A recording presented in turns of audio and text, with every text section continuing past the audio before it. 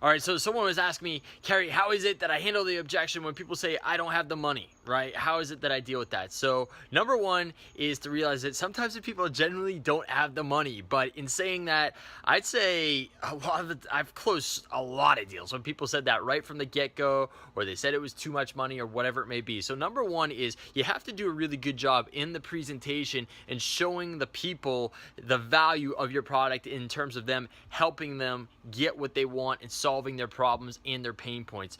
When you do that, they're not going to say it's too much, right? They're going to understand at that point why it costs what it does, right? And sometimes they still won't really understand this. So one thing you can ask them is when they say it's too much money, you can ask them, well, what do you think would be a fair price for this, right?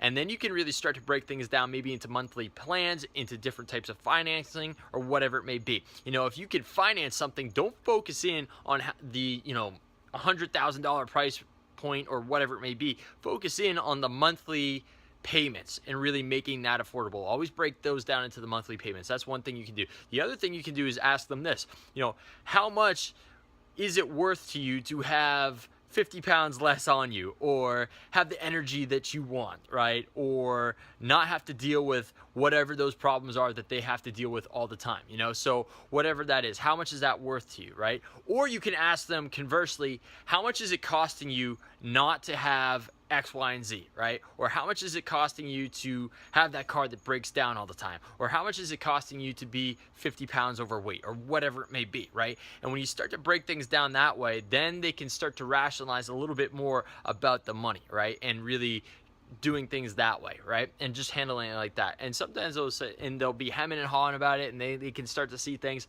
And then a lot of the time I'll just say, look, this is why someone like you works hard to be able to get yourself in a position to treat yourself to make these things happen, right? And it really depends on what you are selling, right, too. So it's not always going to work, that kind of wording, but just going into it like that, saying, hey, you deserve something like this. A guy of your stature, of your nature, whatever it may be, deserves to have a product like this that's going to give them a competitive advantage, help them lose 50 pounds, whatever it may be, right? So those are a few different ways that you can come about it that often work.